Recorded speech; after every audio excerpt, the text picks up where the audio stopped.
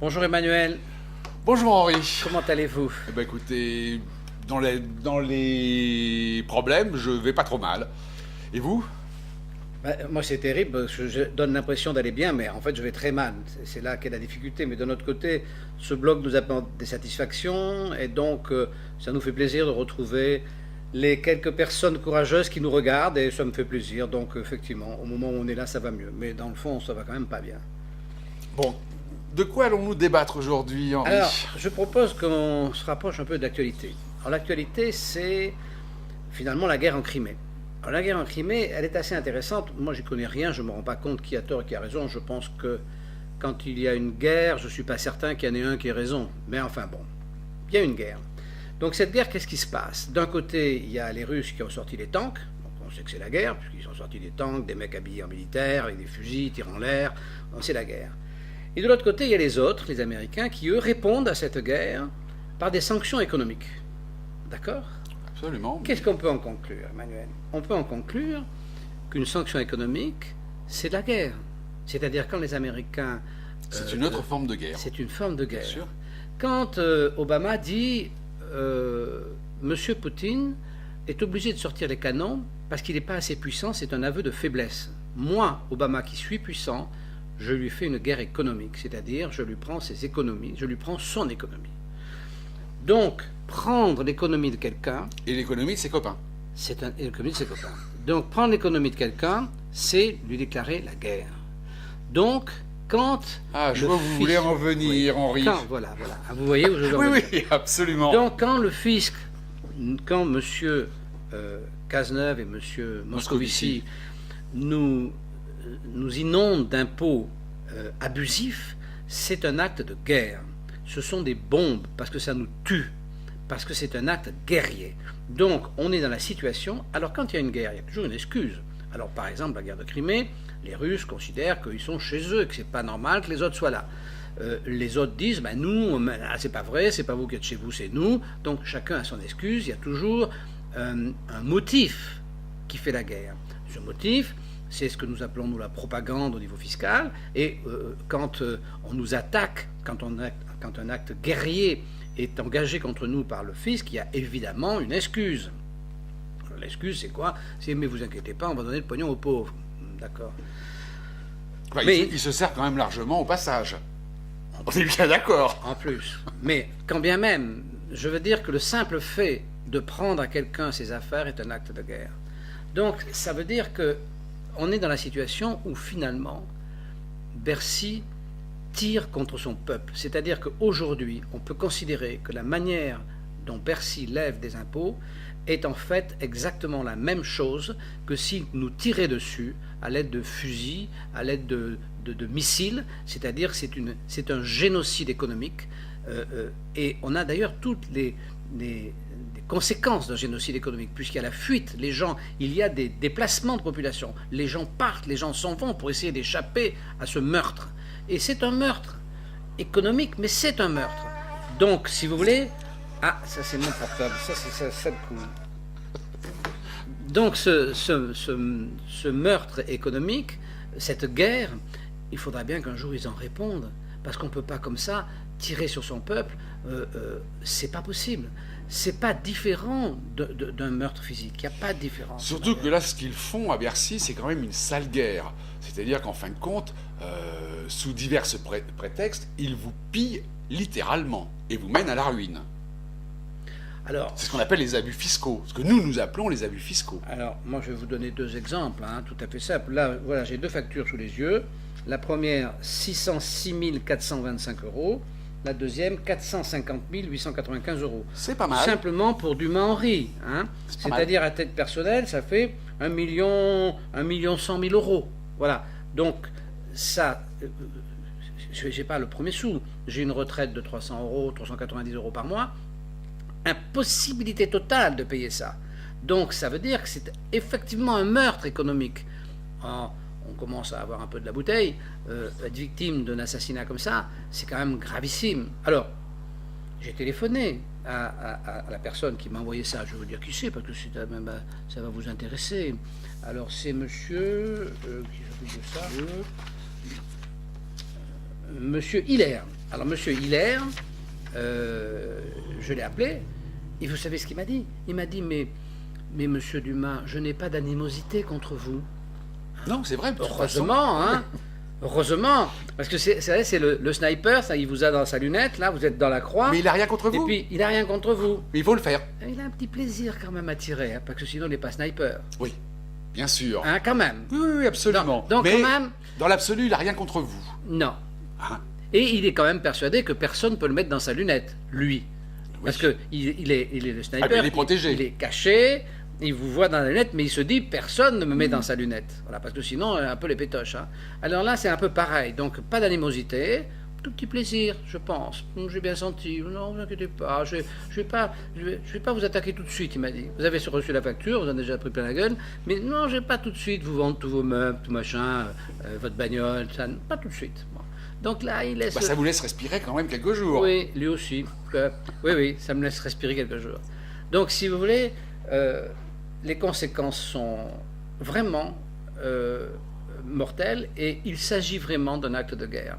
Donc, Bercy, aujourd'hui, tire et détruit la population française. Je pense que c'est ça qu'il faut dire, parce qu'il faut que les gens comprennent qu'ils sont effectivement, réellement, les victimes d'un acte de guerre. Il faut qu'ils regardent ce qui se passe dans le monde, il faut qu'ils regardent que la guerre économique, c'est une vraie guerre, que les sanctions économiques, ce sont de vrais obus, ce sont de vrais missiles, et que quand Obama attaque Poutine, il ne le fait pas avec ses fusils, il ne le fait pas avec ses avions, il le fait avec l'arme économique.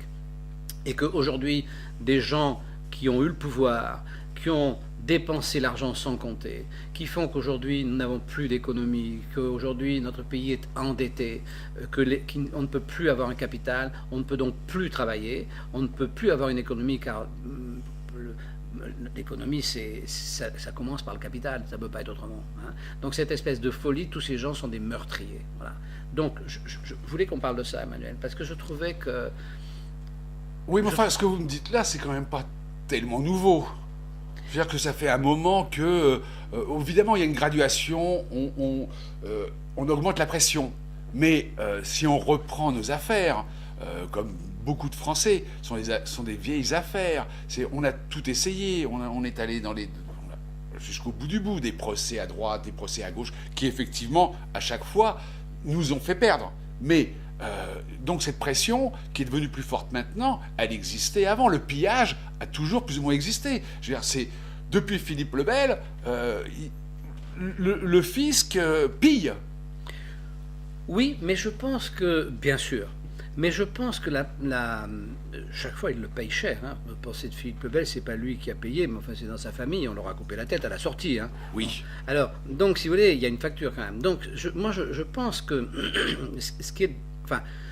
ce sur quoi je voudrais mettre le doigt, c'est cette prise de conscience qui est possible aujourd'hui, parce que je fais ce parallèle avec la Crimée, mais cette prise de conscience que la fiscalité est un acte de guerre. Mais de toute façon... parce que jusqu'à présent... Oui, mais on voit bien qu'il y a une certaine prise de conscience, puisque regardez notre blog, là, je veux dire, on voit qu'il y a de plus en plus de gens qui s'y intéressent.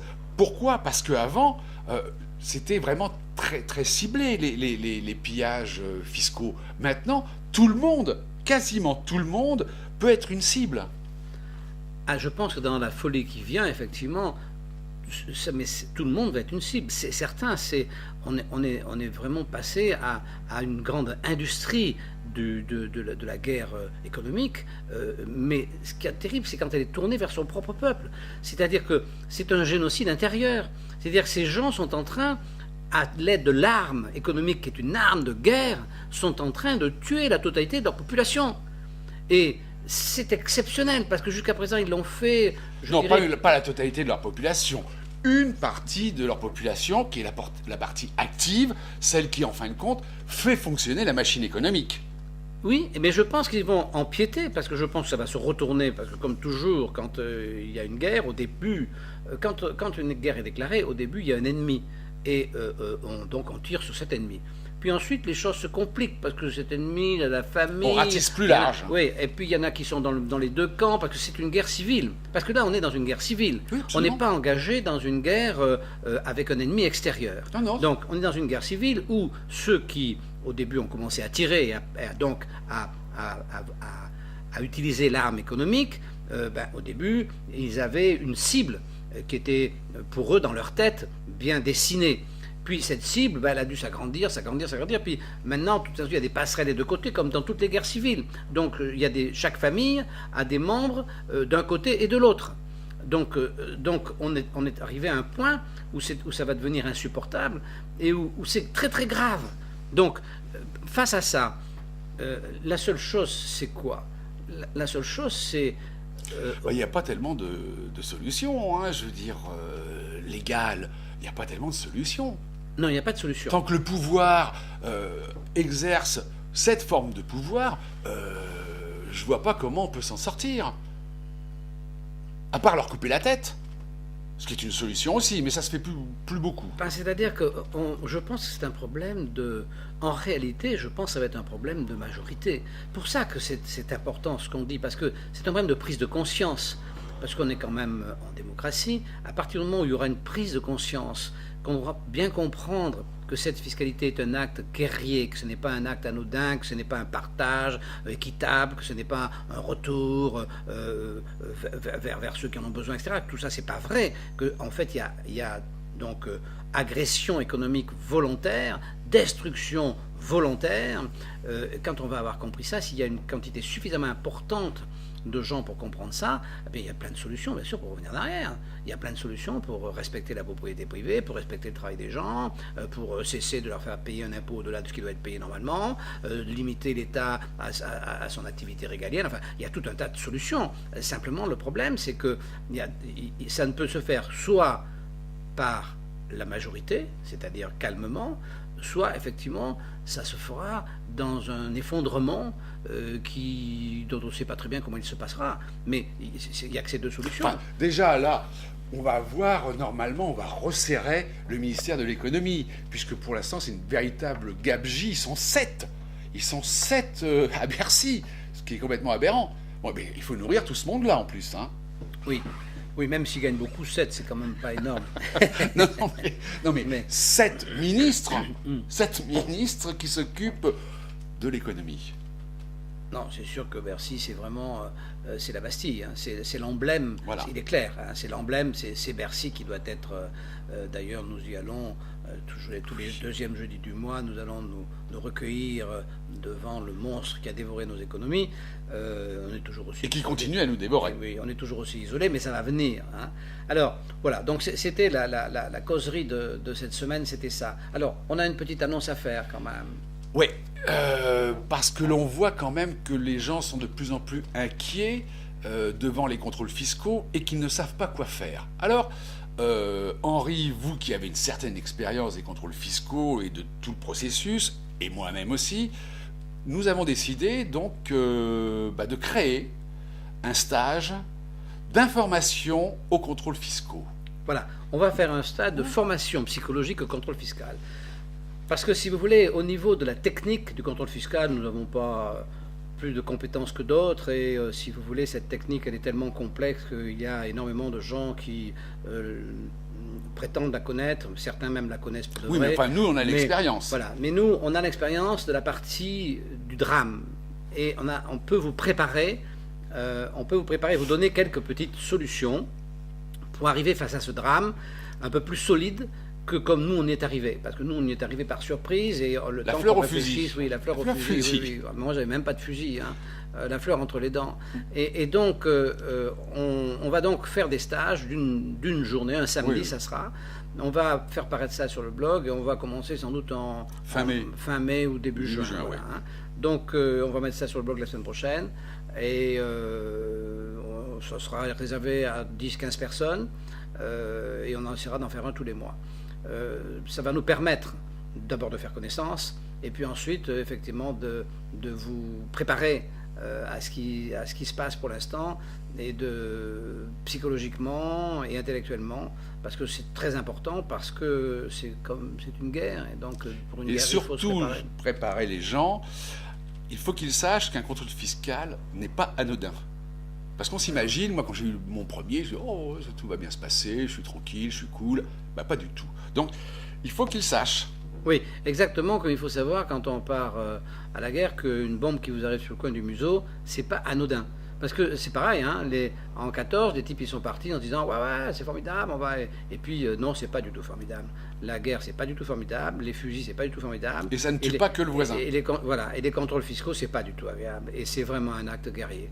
Et donc bon voilà, on va vous laisser là-dessus et on vous dit la semaine prochaine en gros. Oui, plus ou moins. Au revoir. À bientôt.